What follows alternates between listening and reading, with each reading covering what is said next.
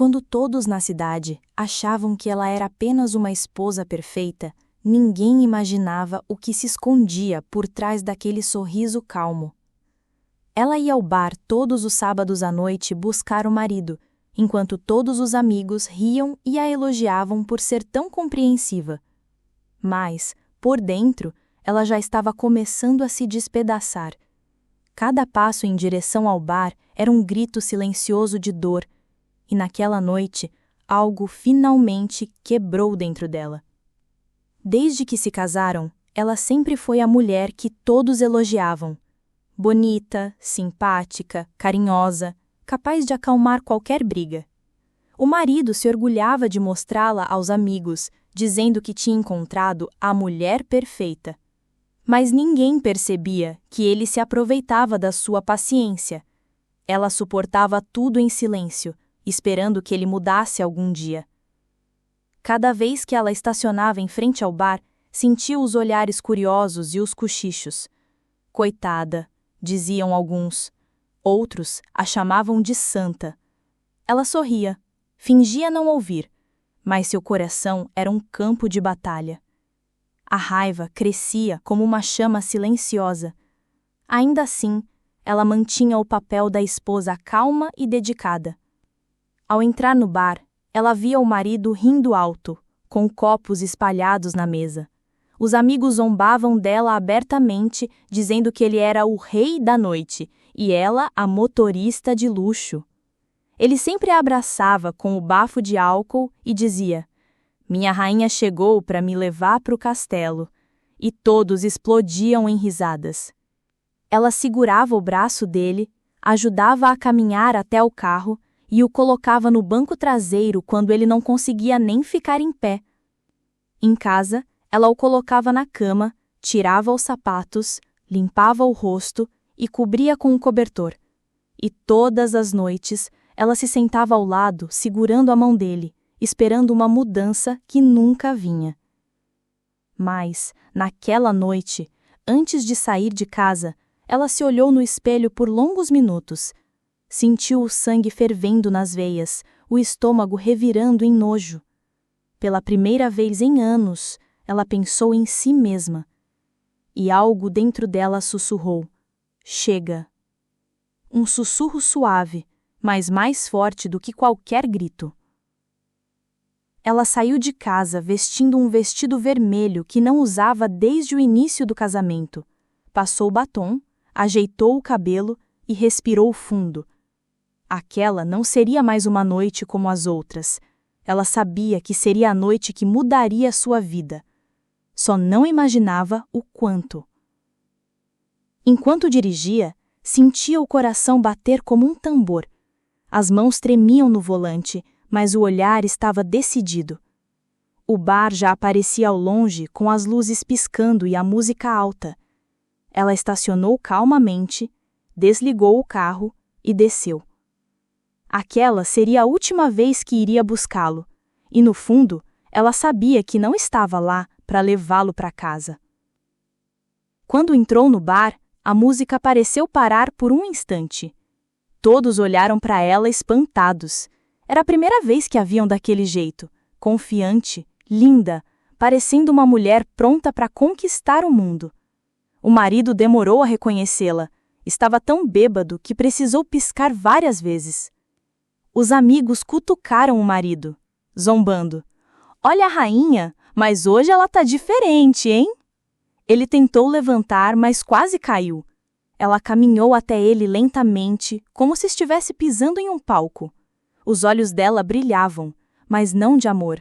Era um brilho de decisão, de ruptura. Ela parou em frente a ele e, em vez de segurá-lo, ficou olhando firme. "Você não vai me ajudar a levantar?" ele perguntou rindo. Ela continuou em silêncio, enquanto todos observavam curiosos. Foi então que ela falou, com a voz calma, mas cortante como uma lâmina. "Hoje eu não vim para te buscar. Vim para me despedir." O bar inteiro ficou em silêncio. Alguns amigos engasgaram com a cerveja. O marido arregalou os olhos como se fosse uma piada. "Tá brincando, né? Você sempre volta. Você me ama demais para me deixar. Ela respirou fundo, segurando as lágrimas, mas não tremia. Não era brincadeira. E todos começaram a perceber isso. Ela tirou a aliança do dedo e colocou na mesa. O som do metal batendo no tampo ecoou no bar. Eu cansei de te salvar de você mesmo. Cansei de viver a tua vida e esquecer a minha. As palavras pesavam como pedras. Cada um no bar parecia sentir o impacto, como se uma bomba emocional tivesse explodido. O marido tentou se levantar de novo, mas caiu sentado. Você tá maluca! Não existe você sem mim! Gritou, com a voz enrolada. Mas ela não escutava. A mente dela parecia livre, como se tivesse acabado de abrir uma gaiola depois de anos. Uma estranha paz tomava conta dela. Os amigos dele ficaram sem reação. Alguns olhavam para ela com admiração. Outros cochichavam que ela finalmente tinha acordado. Pela primeira vez em muito tempo, ela se sentiu vista, não como a esposa servil, mas como uma mulher inteira. E essa sensação era estranhamente viciante. Ela deu meia volta, caminhou para a porta sem olhar para trás. Não havia mais medo, nem culpa. Havia apenas a certeza de que aquele era o começo de algo novo. Ao sair, sentiu o ar fresco da noite bater no rosto como um abraço de liberdade. Ela abriu um sorriso que não surgia há anos. No caminho para o carro, ela respirava profundamente, como se estivesse reaprendendo a viver. O bar ficava cada vez mais distante no retrovisor, e ela tinha apenas um pensamento martelando na mente. Agora eu escolho por mim. Mal sabia ela que essa decisão ainda traria revelações chocantes que mudariam tudo. Ao chegar em casa, ela entrou com calma, como se estivesse voltando de uma viagem longa. A sala parecia diferente, como se finalmente enxergasse cada objeto com novos olhos. Tirou os sapatos, largou a bolsa e sentou no sofá. O silêncio da casa a abraçou, mas dessa vez não parecia vazio. Ela lembrou de todas as noites que passou chorando sozinha enquanto o marido roncava embriagado. Pensou nas vezes que limpou o vômito, escondeu hematomas e inventou desculpas para a família. E se perguntou, por que demorou tanto para dizer basta? As lágrimas vieram, mas agora não eram de dor, eram lágrimas de libertação. Pegou o celular e abriu as fotos antigas. Em muitas aparecia sorrindo ao lado dele. Mas agora via no fundo dos olhos um vazio que nunca tinha percebido. Era como se tivesse usado uma máscara por anos. Passou as fotos uma a uma, sentindo um peso enorme sair dos ombros. Finalmente, apertou esvaziar. O telefone começou a vibrar com mensagens desesperadas dele, chamadas sem parar, áudios confusos, mas ela ignorava. Sentiu medo por alguns segundos, imaginando se ele viria atrás dela. Logo depois respirou fundo e lembrou da decisão. Não mais. Não mais viver pelos medos. Não mais viver para agradar. Levantou-se e foi até o quarto.